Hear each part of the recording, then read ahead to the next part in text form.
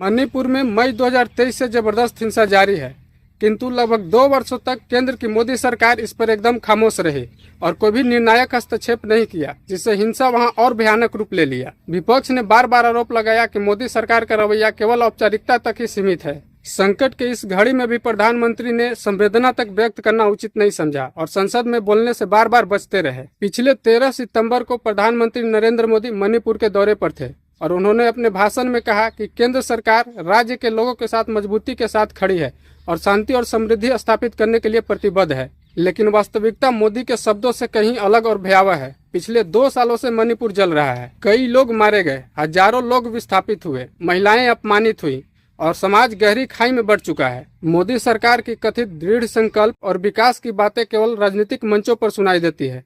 जमीनी स्तर पर जनता को केवल असुरक्षा, असमानता और उपेक्षा ही मिली है। मोदी ने अपने भाषण में कहा कि सभी संगठनों को हिंसा छोड़नी चाहिए, लेकिन सवाल ये उठता है कि मई 2023 से जब मणिपुर जल रहा था तब मोदी इतने लंबे समय तक चुप क्यों रहे। महीनों तक संसद में उन्होंने इस पर एक शब्द नहीं कहा। महिलाएं जब सार्वजनिक रूप से अपमानित की जा रही थी, गांव जलाए जा रहे थे, तब प्रधानमंत्री का चुप्पी किसी अपराध से कम नहीं था।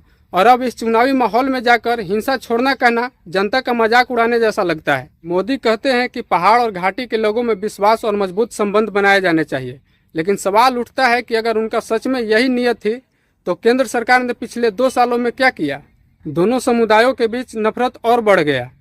केंद्र की सेना और प्रशासनिक तंत्र भी पूरी तरह से असफल रहे। भाजपा नेताओं के बयान और स्थानीय संगठन के समर्थक से हिंसा और भड़क गया। प्रधानमंत्री मोदी अपने भाषण में मणिपुर को आशा और आकांक्षा की भूमि बताते हैं, लेकिन वास्तविकता यह है कि राज्य आज भी इंटरनेट बंदी, कर्फ्यू और सैन्य निगरानी में जी रहा है। शिक्षा, रोजगार और स्वास्थ्य सेवाओं पर संकट गहराया हुआ है। विस्थापित परिवार अब भी कैंपों में नरकीय जीवन जी रहे हैं। यह कैसी आशा और आकांक्षा है जिसमें बच्चों को पढ़ाई छोड़ना पड़े, महिलाओं को सुरक्षा का भरोसा भी न मिले।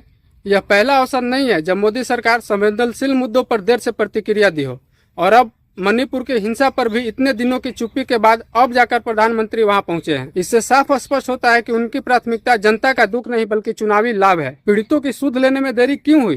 क्या सरकार केवल भाषण देने और अखबार की सुर्खियां बटोरने में व्यस्त है? मणिपुर की स्थिति राज्य का समस्या नहीं बल्कि राष्ट्रीय शर्म का प्रतीक बन गई है। संयुक्त राष्ट्र और अंतर्राष्ट्रीय मीडिया में भारत की छवि धूमिल हुई है। विकास और स्थिरता की बात करने वाली सरकार अपने ही देश में शांति कायम नहीं रख सकी। यह मोदी सरकार की विफलता का सबसे बड़ा उदाहरण है। प्रधानमंत्री नरेंद्र मोदी के हालिया भाषण को यदि गहराई से देखा जाए तो यह केवल खोखली बयानबाजी है। वास्तविकता यह है कि मोदी सरकार ने मणिपुर के लोगों को अकेला छोड़ दिया। उनके जख्मों पर मरहम लगाने के बजाय राजनीतिक लाभ के लिए चुनावी मंचों से केवल भाषण दिया गया। मणिपुर आज भी जल रहा है और मोदी सरकार का हम आपके साथ हैं कहना पीड़ित जनता के लिए एक और धोखा साबित हो रहा है। सच्चाई यही है कि मोदी सरकार ने मणिपुर को निराश किया है और यह उनके शासन की विफलता का सबसे बड़ा सबूत है। कुल मिलाकर मोदी सरकार की मणिपुर नीति पूरी तरह से फेल साबित हुई है।